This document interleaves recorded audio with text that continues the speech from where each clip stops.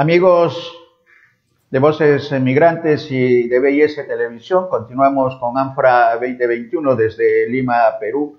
Hoy día, lunes 21 de junio del 2021. Para nosotros, Miguel Ángel, es un gusto poder conversar después de una breve pausa de algunos años con una excelente persona y un excelente diplomático, además de historiador, con el embajador Juan Álvarez Vita, que nos acompaña en esta oportunidad. Él es, dentro de toda su carrera, vamos a decir brevemente lo que significa como personalidad en nuestro país el embajador Álvarez Vita. Él es embajador de carrera en el servicio diplomático de nuestro país, es además jurista, lingüista e historiador, faceta en la que hemos conversado varias veces en otro medio de comunicación. Estudió en la Universidad Católica, en San Marcos, en la Decana de América, Academia Diplomática de Perú y de Austria. Sus grados de maestría y doctor fueron calificados summa cum laude, que espero pronunciarlo bien. Es miembro de honor del Colegio de Abogados y es catedrático de Derecho Constitucional, Derecho Internacional, Público, Negociaciones Internacionales y Política Internacional en diversas universidades del país. Con esos pergaminos nosotros le damos la bienvenida. Bienvenido a ANFRA 2021, embajador. Un gusto para ANFRA 2021 tenerlo con nosotros. Ante todo, quisiera saludarlo con mucho afecto, porque el reencuentro después de algunos años de manera involuntaria, sino que es propio de la carrera diplomática también ausentarse del país, volver a estar en esta ocasión viéndonos a través de esta entrevista virtual. Y muchas gracias por la presentación que ha hecho usted.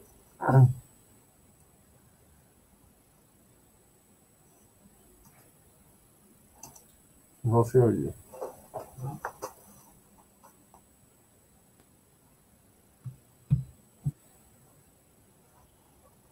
Tu audio, Néstor. Vamos a iniciar este diálogo. Primero, hay un comunicado que ha firmado usted que tiene como premisa y como palabras claves democracia y libertad, conjuntamente con una serie de personalidades. Coméntenos un poco sobre el documento, que lo vamos a tener en pantalla si producción lo considera, para iniciar esta conversación. Democracia y libertad, dice el documento que se ha dado a conocer públicamente y que tiene como uno de sus firmantes a usted, embajador. Sí, bueno, he firmado este comunicado junto con un grupo de diferentes personas que estamos todos muy preocupados por la situación que está pasando en nuestro país.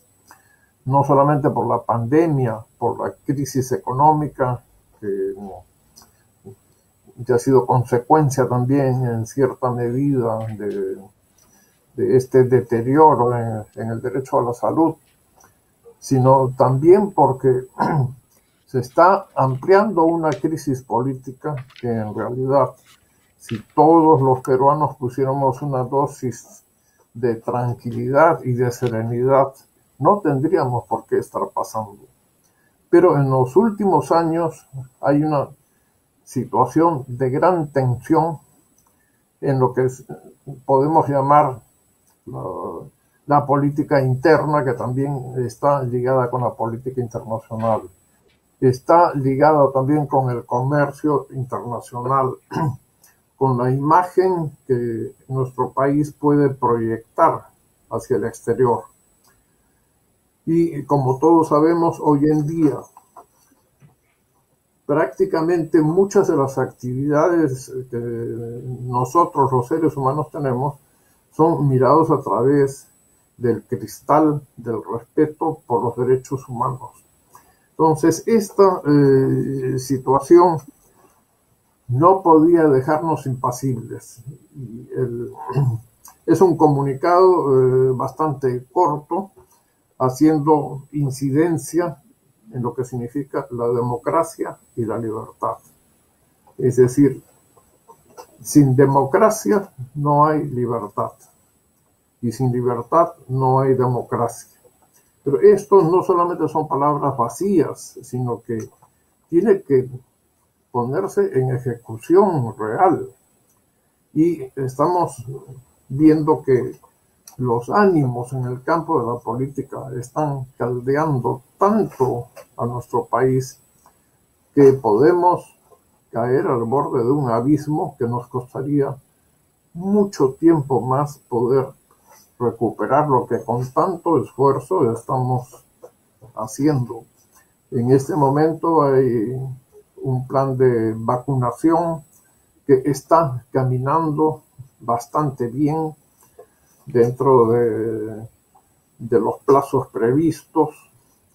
Ha habido también mucha politización en torno a este asunto de la vacunación, como absolutamente en todo. Estamos en un periodo de nuestra vida política en la que parecería que se derrumba todo a los 200 años precisamente de haber declarado la independencia de nuestro país.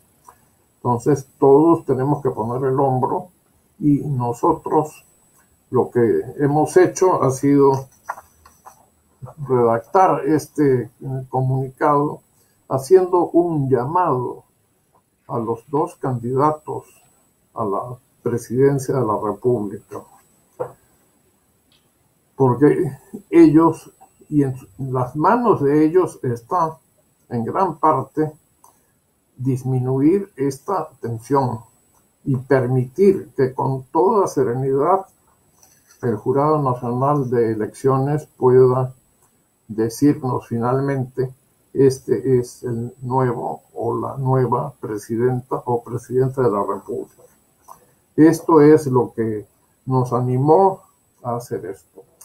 Y cada palabra fue medida, es producto de un consenso entre todos los que hemos firmado este documento, con la esperanza de que nosotros podamos tener éxito en estos ideales.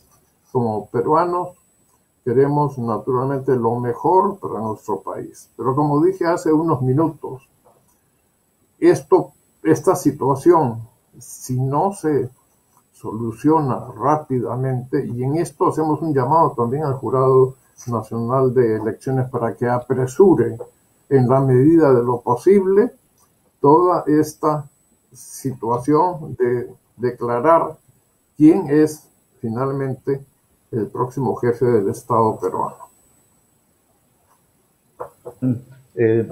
Amplia y necesaria, embajador, para el documento. Vamos a compartir la entrevista con Miguel Ángel Risco. Miguel Ángel. Embajador, ¿cómo está? Qué gusto saludarlo. ¿Cómo está usted? Dos de sus principales libros se refieren a los derechos humanos. Uno de ellos, El derecho a la salud como derecho humano, y el otro, El maravilloso mundo de los derechos humanos. Considerando justamente la profundidad con la que usted toca este tema de los derechos humanos, ¿considera, embajador, que en este momento, por ejemplo, es sumamente oportuno que se hable de una modificación o un cambio total de la Constitución para que casos como, por ejemplo, la salud, de acuerdo a algunos voceros de los partidos de izquierda, que está tratada más como un servicio, como un bien mercantilista y no con un derecho humano, convendría justamente hacer un cambio constitucional en ese sentido, para que sea considerado como un derecho humano? Bueno, muchas gracias por la pregunta, porque realmente está poniendo usted el dedo en la llaga. Aquí lo que tendría que señalar es que este libro al que está haciendo usted mención, El derecho a la salud como derecho humano, es un trabajo que yo presenté a solicitud del Comité de Derechos Económicos, Sociales y Culturales de las Naciones Unidas. Este es un trabajo de lo que en el lenguaje de las Naciones Unidas se llama la producción de un relator. Se me encargó investigar todo lo que había sobre el derecho a la salud y plantear la problemática y sus soluciones. El tiempo ha pasado porque este libro fue escrito en 1994. Las Naciones Unidas lo publicaron en español, en inglés, francés, árabe, chino, mandarín también. Y la sorpresa para mí, cuando he vuelto a leer el libro, es encontrar que hay los puntos fundamentales están perfectamente vigentes. Yo creo que aquí se señaló con bastante claridad qué es lo que debíamos entender como la salud, como un derecho de lo que llamamos derechos humanos, que está directamente ligado con el derecho a la vida, porque si no hay salud, el derecho a la vida se pone en riesgo. Y todo esto nos lleva también a reafirmar una vez más que los derechos humanos son indivisibles. Esto lo hemos probado como nunca ha habido una oportunidad como la actual, cuando nos llegó la terrible situación de defendernos de la pandemia del COVID-19. Cuando se resiente la salud, hay que ver qué es lo que pasa con los otros derechos. Entonces, aquí tenemos el derecho a la alimentación, el derecho a la vivienda, el derecho al vestido. Y empezamos a ver que efectivamente todos los derechos están interrelacionados entre ellos. Si empieza a fallar algo, se va a desmoronar todo ese equilibrio que los derechos humanos requieren. Vale decir, la pandemia, y esto yo no soy el único que lo dice, ha generado que tengamos conciencia del gran abismo que hay aquí en el Perú entre los distintos grupos regionales. En las mismas ciudades se ve, no es lo mismo una atención hospitalaria en algunos barrios de Lima donde uno llega y está prácticamente en el primer mundo. No podemos decir que una persona está más defendida porque tiene una vivienda mejor. El hacinamiento, que todos somos testigos que existen muchos barrios de Lima, pero ese hacinamiento no ha favorecido para nada para impedir la pandemia, sino todo lo contrario. También, si hablamos del derecho a la educación, se está incidiendo mucho en la formación de los alumnos. Si debe ser presencial la educación, si debe ser por medios informáticos, que es como está ocurriendo ahora, y no solamente a nivel de la escuela primaria o secundaria. Todos los profesores, bueno, yo también soy profesor universitario, hemos tenido que ensayar estos nuevos sistemas, ¿no?, que los avances tecnológicos nos presentan. Hace poco tiempo era casi impensable dictar una clase a través de un sistema Zoom o informático, pero ahí también hemos encontrado las limitaciones que se dan en la sociedad peruana. Hay muchos lugares del Perú donde la electricidad no llega, donde los niños no cuentan con el número suficiente de computadoras, donde uno puede ver, yo he sido testigo porque he recorrido el Perú muchísimas veces, donde hay lugares donde uno dice, y estamos en un mismo país, considerado internacionalmente como un país de ingresos medios, pero esos ingresos económicos no han sido distribuidos ni repartidos equitativamente. A 200 años de la independencia podríamos hacer un balance. Yo, en mi condición de historiador y de diplomático, también he hurgado mucho, he hecho un balance de lo que realmente significó la independencia, o la declaración de la independencia, porque la independencia es un largo proceso histórico que no termina en 1821. Y el balance es bastante negativo. Ha habido también, y aquí vuelvo al tema de los derechos humanos, digo que todos los derechos humanos están interrelacionados y unos dependen de otros. Se está afectando el goce de los llamados derechos civiles y políticos. En este último proceso electoral, por ejemplo, estas acusaciones que se están haciendo en el sentido de que ha habido fraude o no, está remeciendo a un país que está con serias carencias para el respeto de los derechos económicos, sociales y culturales. Entonces, al inicio de esta entrevista yo dije, estamos hacia el borde de un abismo. Es necesario que todos tengamos conciencia de que tenemos que detener la caída hacia el abismo, porque estamos poniendo en peligro nuestra propia existencia. En el campo de los derechos humanos, en el Comité de Derechos Económicos, Sociales y Culturales de las Naciones Unidas, que yo tuve oportunidad de integrar durante 10 años, se sigue estudiando cada uno de los derechos económicos, sociales y culturales, y se están viendo todos los frutos de esa paciente labor, porque equivale, diría yo, a una investigación de carácter universitario, pero cada sesión de las Naciones Unidas en este sentido, yo diría que es, en algunos casos, casi una maestría, y en otros hasta un doctorado.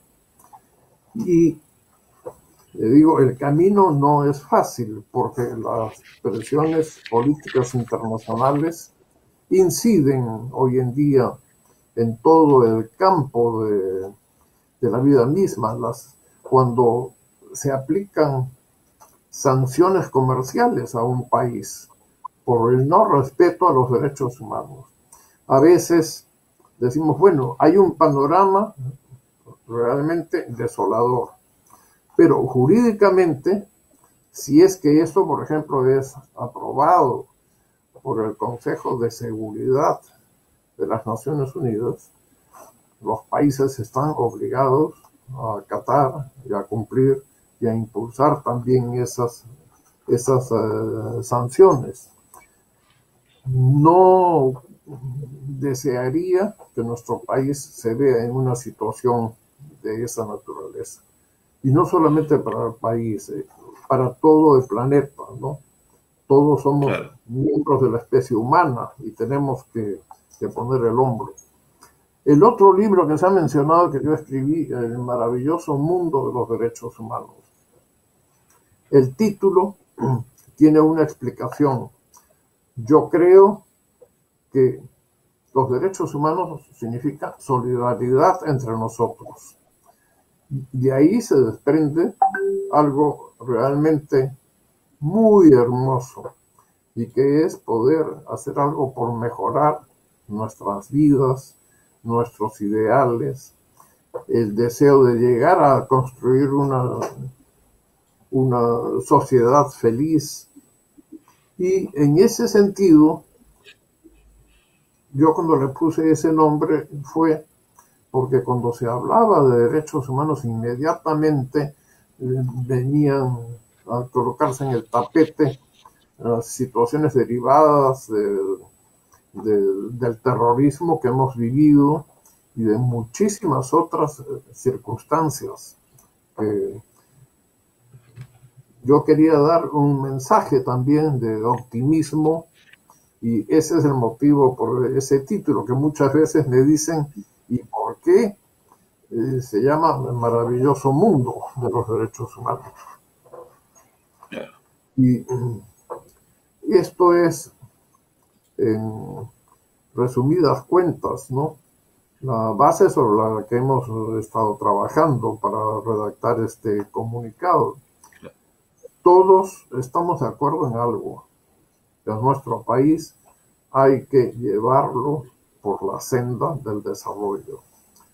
Cuando alcancemos los niveles de desarrollo, podremos ver los efectos que eso va a tener en el campo de los derechos de todos los seres humanos. Yo tuve la oportunidad de ser uno de los 15, así llamados por las Naciones Unidas, expertos en derechos humanos, que redactó la Declaración sobre el Derecho al Desarrollo. Y esa declaración tiene también plena vigencia y no habría que cambiarle quizás sino algunas otras palabras porque el momento político naturalmente se modifica día a día. Con una fuerte convicción democrática y libertaria, pedimos a los candidatos a la presidencia de la República que invoquen a sus seguidores para que realmente sean consecuentes con lo que se proclama. Correcto, un mensaje de optimismo, embajador, que compartimos también nosotros en BIS Televisión. Y quisiera tomar un tema que también usted es un experto y que tiene que ver con el papel de la diplomacia y de la Cancillería en el nuevo gobierno. Me refiero a lo siguiente, que en la campaña ha habido mucha acusación, mucho trabajo de desprestigio de un candidato hacia otro y con calificativos de comunismo, de extremismo, de terrorismo, y todo hace suponer, de acuerdo a los resultados de OMP, embajador, que el Jurado Nacional de Elecciones tiene que proclamar seguramente, y está en esa línea, la presidencia de Pedro Castillo. ¿Qué papel tiene que cumplir la Cancillería y la diplomacia en cuanto a imagen del país y sobre todo en el tema de las inversiones? Que es muy importante para nosotros el servicio diplomático y la Cancillería en esta digamos, lavar un poco y señalar cuáles son las actividades que va a cumplir el gobierno en materia económica y en materia de derechos humanos, como usted muy bien lo señala. ¿Cuál es el papel de la diplomacia y la Cancillería que va a cumplir en estos primeros 100 días seguramente y en todo el gobierno, embajador? Sí, es necesario considerar que la Cancillería peruana es, y así está establecido en la Constitución Política del Estado, es un órgano asesor de la Presidencia de la República. Pero también hay que dejar en claro que, de acuerdo con la Constitución, es el presidente de la República quien conduce la política exterior. Por esa razón, se puede dar el caso de que la Cancillería le diga a quien sea presidente de la República, esto es lo que habría que hacer. Pero también nosotros somos conscientes de que esta es una tarea difícil porque para tomar una posición internacional hay también una interrelación entre la política interna y la política exterior. Y encontrar el equilibrio para ciertas circunstancias no es tarea fácil. Los diplomáticos nos formamos en la Academia Diplomática del Perú, de la cual todos los diplomáticos somos egresados. Se exige también para ingresar al servicio diplomático tener ya un grado de maestría universitaria. Y luego el ejercicio mismo de la profesión diplomática va modelando al funcionario de tal manera que pueda acomodarse al mundo cambiante. El mundo está cambiando todos los días y cada vez a una velocidad mucho más grande. Entonces, creo que sea cual fuere el camino que el futuro presidente de la República quiera seguir, nosotros siempre estaremos dispuestos a contribuir con el Estado peruano para la mejora constante de nuestro país. Pero no podría decirse que la Cancillería tenga una independencia total con respecto al Poder Ejecutivo. Hay que saber caminar a veces entre las dos aguas, teniendo como meta siempre el futuro y el presente que debe tener el Perú. El justo medio, Miguel Ángel. Podríamos decir que es el justo medio, claro, que tiene que ser medio y tiene que ser justo al mismo tiempo. Creo que es una metáfora muy bonita. Embajador, usted ha advertido que el Perú está prácticamente al borde del abismo. Desde el punto de vista del historiador, ¿qué reflexión le merece esto que también los países viven en una etapa pendular? Se van hacia la izquierda, se van al otro extremo, a la derecha, a la ultraderecha. Desde ese punto de vista y en una línea de tiempo, ¿qué nos correspondería en el Perú en estas circunstancias? En todo caso, ¿cómo superar del abismo para efectivamente no caer todos los peruanos en una situación de la que nos demoraríamos muchísimo tiempo en recuperarnos? Sí, es una pregunta también muy interesante. Yo hace algunos años que no tenía contacto directo con ustedes y tengo realmente que felicitarlos por la forma como conducen estos temas que a veces tienen bastante complejidad. Yo lo que veo es que el Perú no es el único país que está pasando por una situación como la que todos conocemos aquí.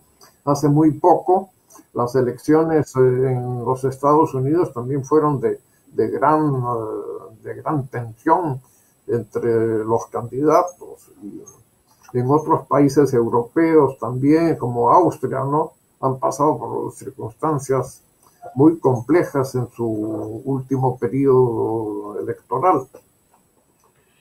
Yo podría decir después, bueno, estoy en permanente reflexión sobre el significado de la independencia del Perú y lo que aportó y lo que no dejó de aportar. Yo creo que ese balance, ese justo medio que uno busca siempre para aclarar las diferentes situaciones, esto nos lleva, por lo menos a mí, a considerar que después de 200 años nos toca vivir una etapa parecida, de gran incertidumbre con lo que va a pasar. Cuando se proclamó la independencia del Perú, había un desconcierto muy grande también en la población. Cambiar de un sistema a otro, cambiar de un sistema monárquico hacia una república, Esto no fue un proceso fácil. No me voy a referir ni a todo, lo que significó la independencia para el Perú, pero yo muchas veces cuando toco ese tema, yo digo, la historia del Perú en función de la independencia es semejante a una estatua que hay que restaurar para ver exactamente cómo fueron las cosas. Pero imaginemos que la estatua ha sido reparada con un yeso y pintada muchas veces, ¿no?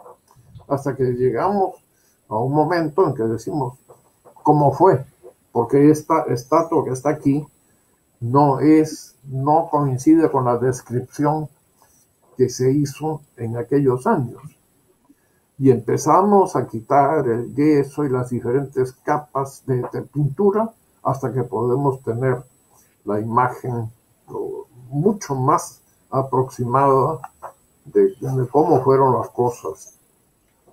Yo diría que la proclamación de la República en el Perú y la instauración del régimen republicano, que se basaba también en ideales bastante comunes en varios países en aquel instante, en la igualdad, en la fraternidad, que también ha recogido la Declaración Universal de Derechos Humanos.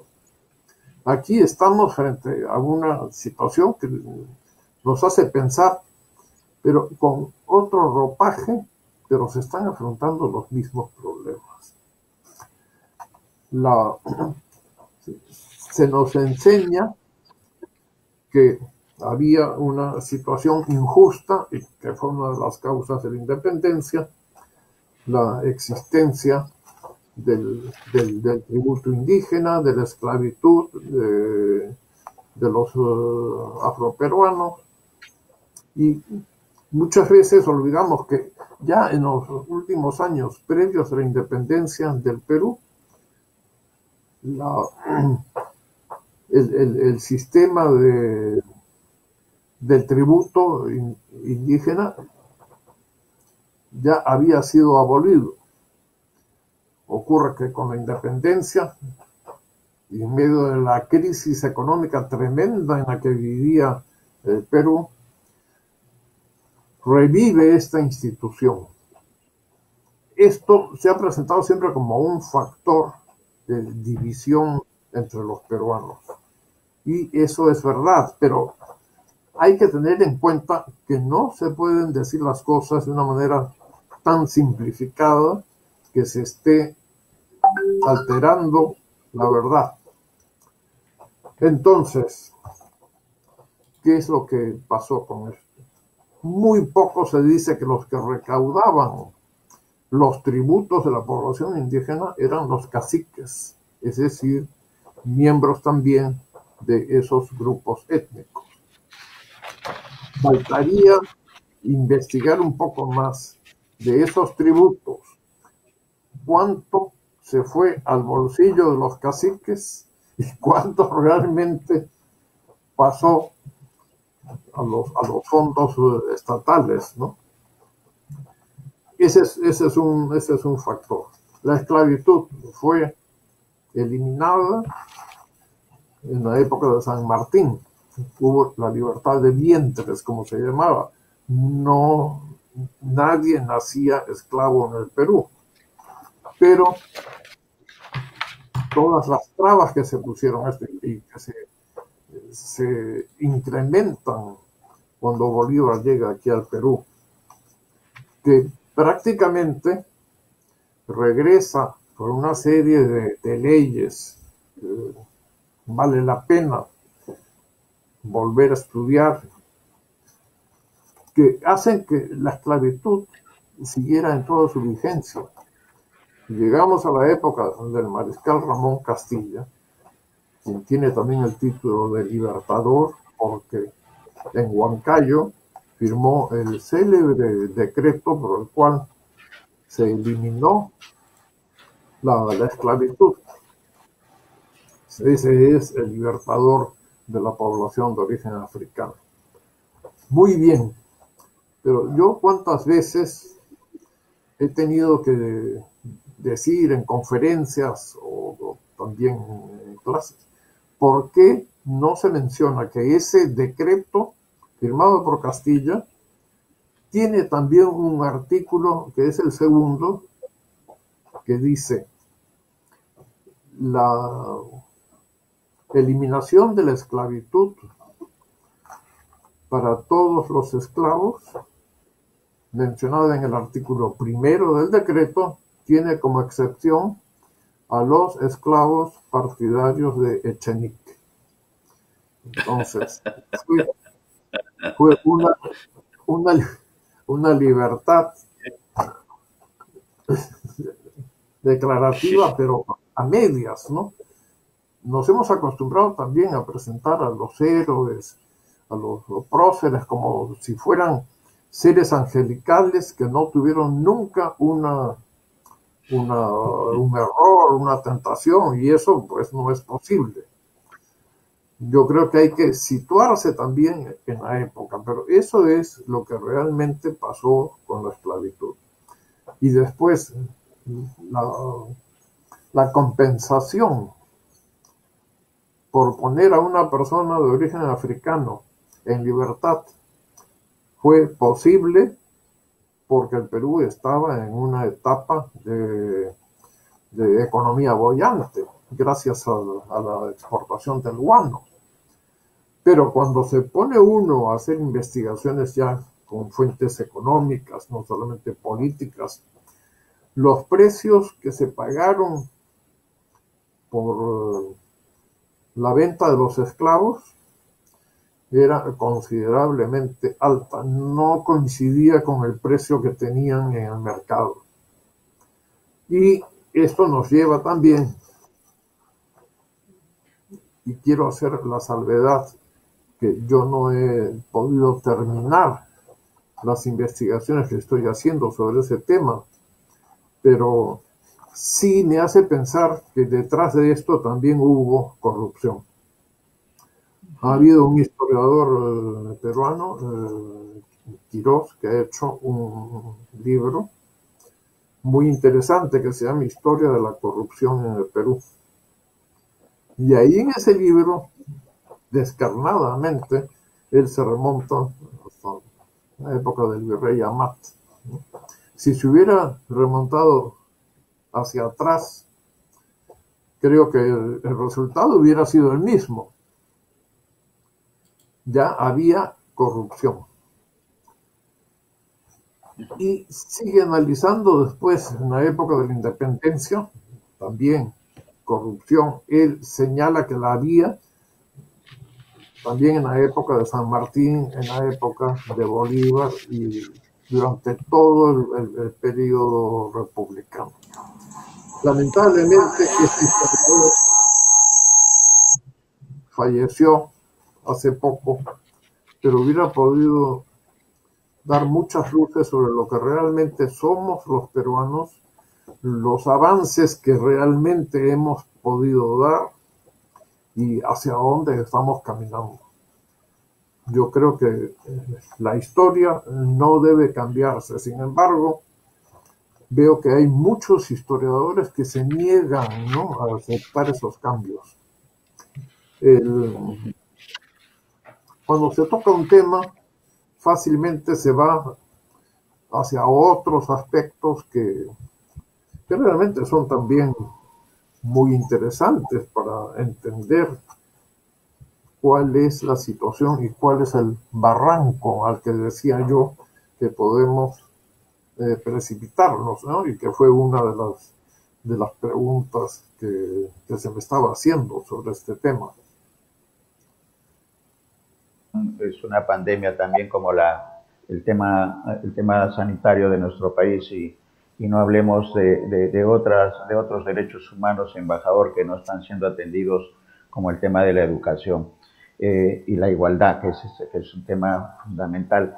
Hay mucho por conversar realmente sobre lo que todavía el Estado le debe a sus ciudadanos y que se ha reflejado un poco, embajador, en estas elecciones, un poco señalando la población más pobre de nuestro país, que la necesidad de cambios, a cómo se ha estado desarrollando por esta distribución de la riqueza mal aplicada, sobre todo para las clases menos favorecidas, que son las que habitan nuestros Andes y la Amazonía, que siempre señalamos que ha sido abandonada y que ya es tiempo de que se dé igualdad en el trato.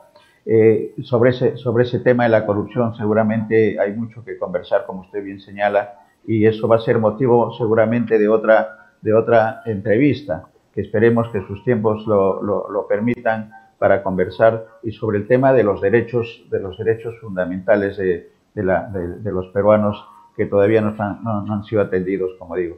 Yo quería ingresar a un tema que tiene que ver con su papel de historiador, embajador, y es este famoso, digo famoso entre los estudiantes universitarios, diccionario de peruanismos.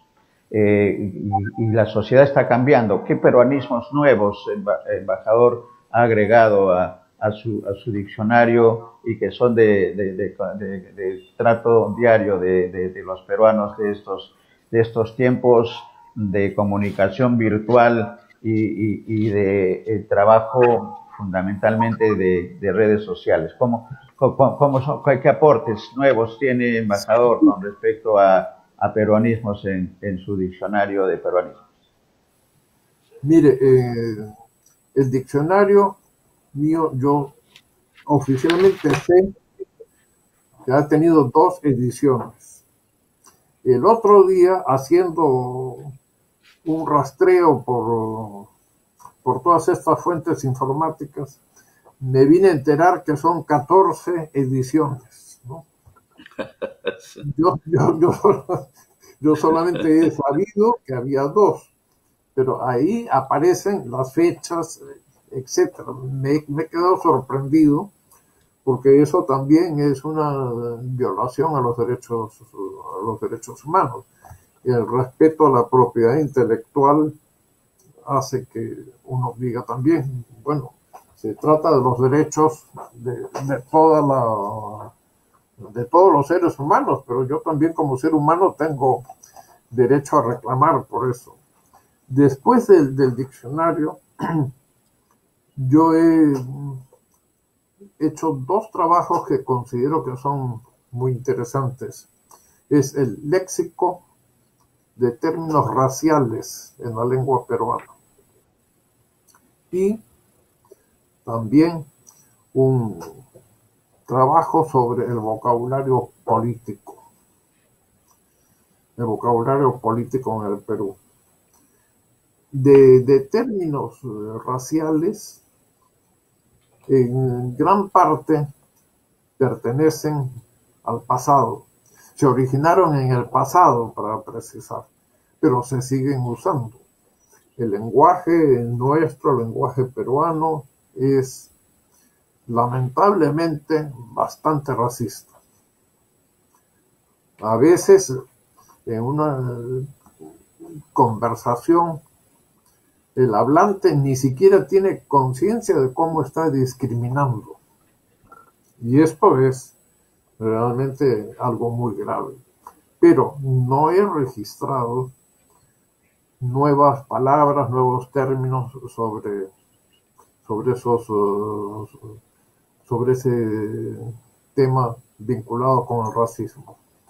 Lo que sí hay es la profusión, y generalmente en etapas de efervescencia política como la que tenemos hoy en día, sí van apareciendo palabras que para su definición tiene que hacerse una serie de precisiones. Por ejemplo, se está empezando a utilizar hoy día la palabra castillista, ¿no?, referida al candidato Pedro Castillo. Pero en el momento que se defina este término, habrá que hacer también una alusión a que castillista también se usaba en el siglo XIX y también en términos académicos para referirnos a la etapa del libertador Ramón Castilla. Esta es una palabra nueva. Después hay queiquismo, ¿no? Completamente nueva también para referirse a algo vinculado o relacionado con Keiko Fujimori, que es la otra candidata. Y así van apareciendo nuevas palabras. No sabemos tampoco cuánto tiempo podrán durar. Para una investigación lingüística es muy necesario registrar, aunque sea aunque la palabra haya sido usada por corto tiempo. Hay palabras, por ejemplo, como chihuán, estoy chihuán, ¿no? O sea, no cuento con dinero, pero esa palabra ahora está empezando a usarse menos, pero en una época yo creo que todos los peruanos sabíamos qué cosa significaba estar chihuán, ¿no? Pero hace ya como un año más o menos que yo no oigo esa palabra. Podrá tener quizás poca vida. En mi diccionario, basándome en mi propia experiencia de que a veces leyendo las obras de Manuel Asensio Segura, encontrar palabras que yo decía, pero ¿esto qué es? Y la palabra perconchante, ¿no? El hombre que está cortejando amorosamente a una mujer, está prácticamente desaparecido, aunque en Piura algo ha quedado. Eso fue en base a investigaciones sobre la lengua peruana en general y comparándola con la que se usa en otros países, pude llegar a la conclusión de que esa palabra tenía esa significación. Hoy día en Lima y en la mayoría de las provincias la palabra es desconocida. En Bolivia sí tiene mucha vida la palabra perconchante. Es decir, no podemos decir que el idioma respeta una determinada frontera política trazada entre dos estados. Yo he incluido también ahí, lo digo para clarificar las cosas, algunas palabras de origen peruano que se utilizaban en donde alguna vez en esos territorios pertenecieron al virreinato del Perú y que por razones que todos conocemos ya no están más en la jurisdicción peruana. Pero sí considero que habría que ser un poco más impulsivo en eso. Tiempo atrás, por ejemplo, la palabra peruanidad, uno buscaba el diccionario de la Real Academia y ahí no aparecía. Sin embargo, investigando más, no solamente había hispanidad, había también argentinidad, había algo que me sorprendió mucho, valencianidad, referido a Valencia de España, ¿no? Bueno, si comparamos el número de hablantes que puede haber en Valencia, comparado con la difusión que la palabra peruanidad tiene, era para mí algo realmente increíble. Increíble que no estuviese en el diccionario oficial. Y en la edición en la que aparece aquí de vez en cuando, estoy apreciando que están proyectando la tapa de mi diccionario.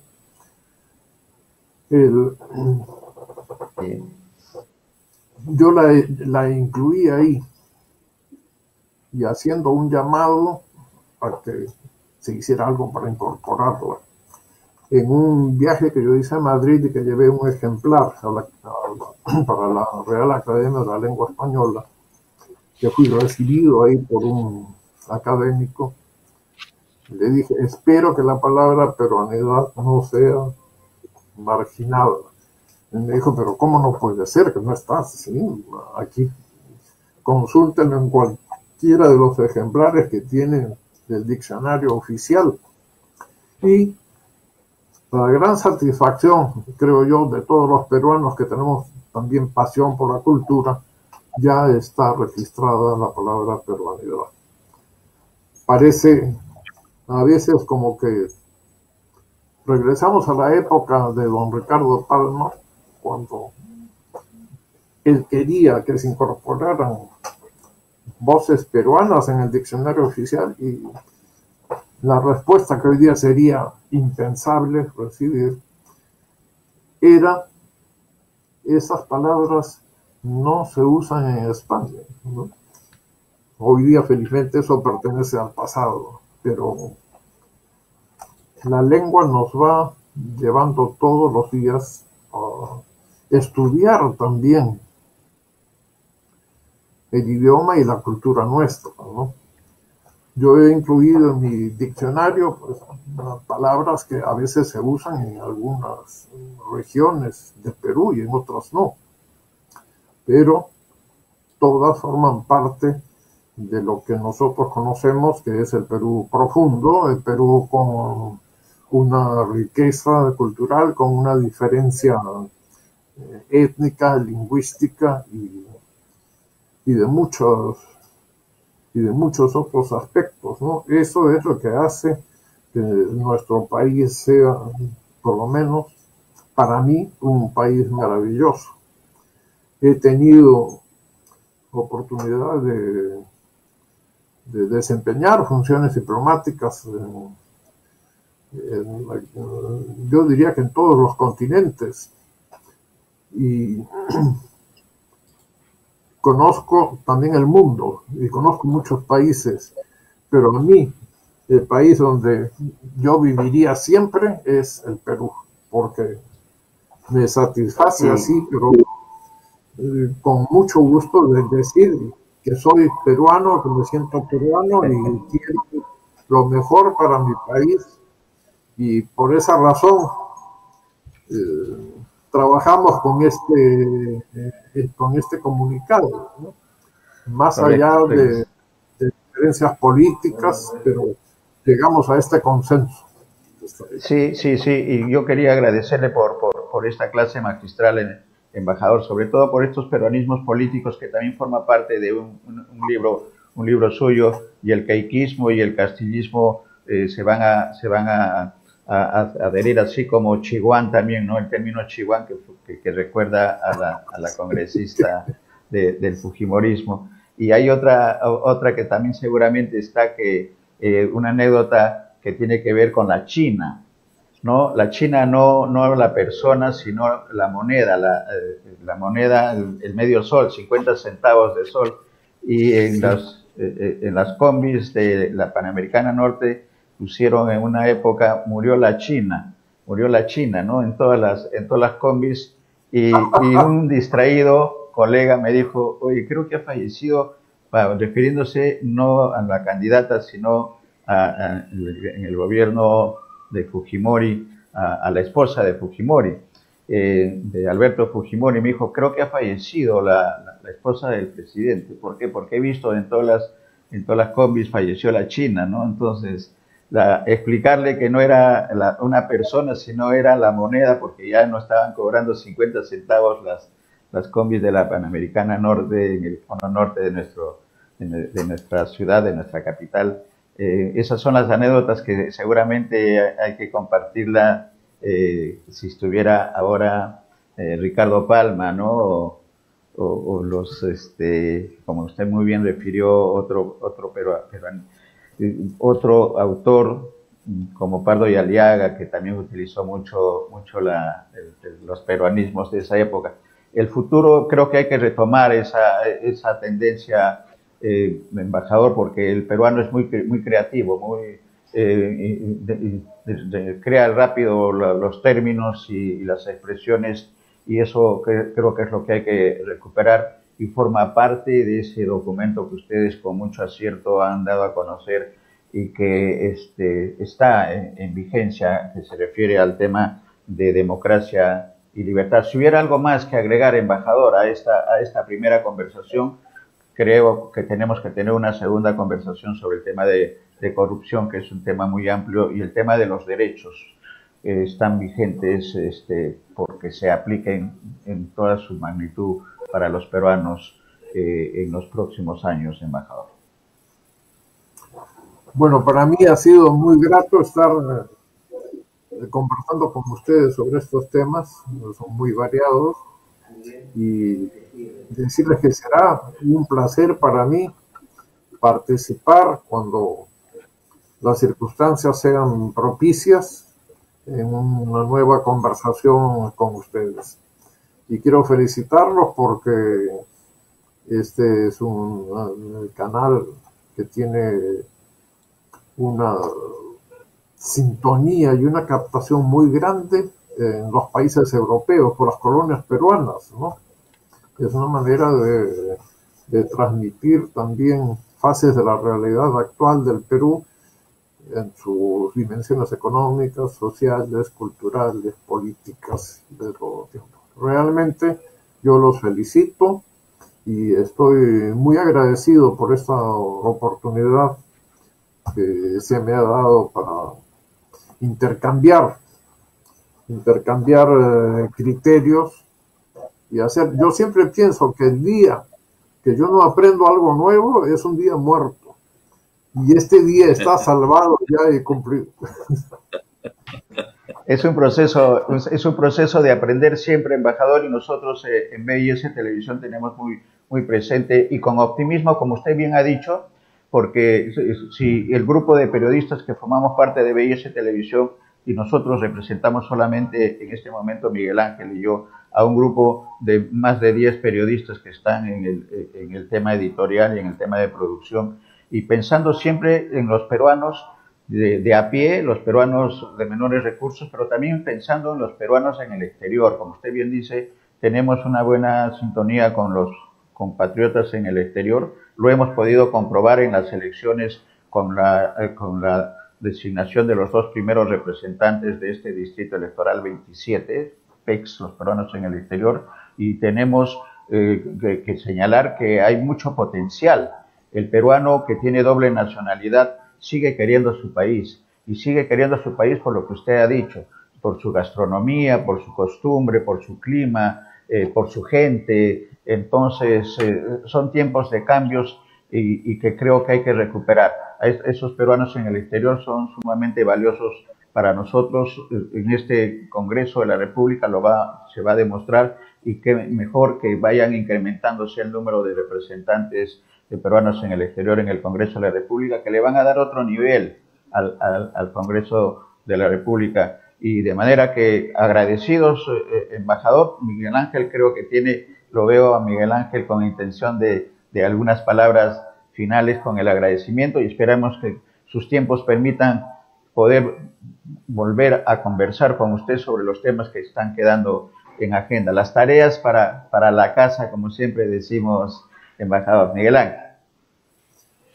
Solamente agradecer la participación del embajador Juan Álvarez, y por supuesto vamos a buscar los libros originales, ¿no? Para no estar comprando las copias que nos ha dado a conocer esta mañana.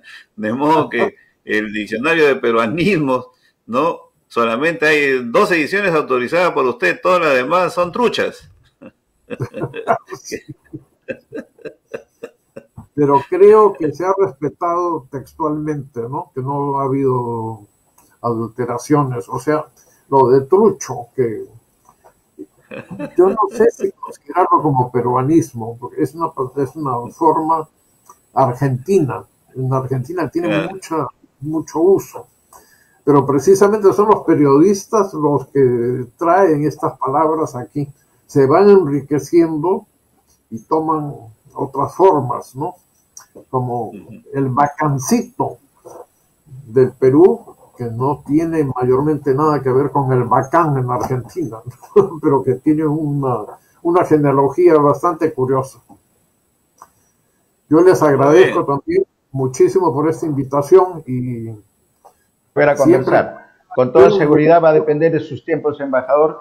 Muy agradecidos y estas ediciones truchas, como dice Miguel Ángel, pues hay que es el reflejo del peruano, del criollo, que también es otra expresión del vivo, del que se aprovecha de las circunstancias, pero que eso también es bueno, embajador, porque nos permite salir de los problemas, ¿no? Hay una inventiva del peruano que hay que aprovecharla para bien, y una de las expresiones de esta creatividad del peruano son las ollas comunes que inicialmente se conocieron en época de huelgas, en época de conflictos gremiales, y que ahora la olla común se ha convertido en una fuente de sobrevivencia para los más pobres de nuestro país. Gracias, embajador. Muchas gracias. Sus palabras finales para la población que está esperando al Jurado Nacional de Elecciones, de su clarinada final ya para que concluya este proceso electoral. Adelante, embajador. Gracias. Bueno, yo lo que quisiera hacer es un llamado al Jurado Nacional de Elecciones para que este calvario que estamos viviendo en el Perú concluya lo antes posible, porque mientras que no haya la proclamación del próximo presidente, vamos a seguir con una suerte de malestar mental que está haciendo muchísimo daño. Y hago también un llamado a los dos candidatos para que inciten que sus partidarios adopten también lo que ambos están diciendo, que por otra parte hay muchos puntos en común entre las dos plataformas electorales. Y creo que la parte que requiere más urgencia, que es el de la salud, tiene que ser puesto ya inmediatamente. No podemos dilatar más esta situación, porque cada día que se dilate más, nos acercamos a ese abismo que hemos mencionado. Yo estoy nuevamente, lo digo, muy agradecido por esta conversación que hemos tenido ahora, que realmente ha sido muy, muy fructífera, con un intercambio de ideas con gran altura. Y quiero felicitarlos a ustedes por esta labor que vienen realizando. Sobre todo, más aún, si tenemos en consideración que en esta etapa en la que vemos tanto de utilización indebida de las noticias, ¿no? Como que se le llama en inglés el fake news, que son noticias falsas, ¿no? Que hacen realmente mucho daño. Y los medios de comunicación, no todos, pero en gran medida, están contribuyendo a aumentar esa sensación de desazón que se está experimentando. Esperemos que para el 28 de julio inauguremos una nueva etapa en nuestro país, con justicia social, conociéndonos más cómo somos los peruanos, conociendo no solamente la realidad actual, que resulta a veces muy difícil de ser comprendida si no se conoce la historia real de cómo han sido las cosas y cómo estamos llegando al bicentenario de nuestra república. Muchas gracias por... También, gracias, embajador, y me apunta producción que vamos a cerrar con un peruanismo y que cae muy bien en este momento, que el Jurado Nacional de Elecciones no la haga larga, que no la haga larga y que ya dé el resultado. Muchas gracias, embajador, muchas gracias, Miguel Ángel, muchas gracias a todos nuestros televidentes, especialmente a los compatriotas en todo el mundo. Gracias, embajador. De esta manera llegamos a la parte final de ANFRA 2021 de hoy día, lunes 21 de junio, con un invitado de lujo, el embajador Juan Álvarez Vita. ¿Qué viene en la programación? Viene MUNAI, reflexión, un espacio de reflexión en estos tiempos tan difíciles como acaba de señalar el embajador, y que con optimismo esperamos que esto cambie. Está cambiando, creo que estamos cambiando los peruanos. El sábado se demostró en todas esas movilizaciones en las que no ha habido violencia, y eso es bueno.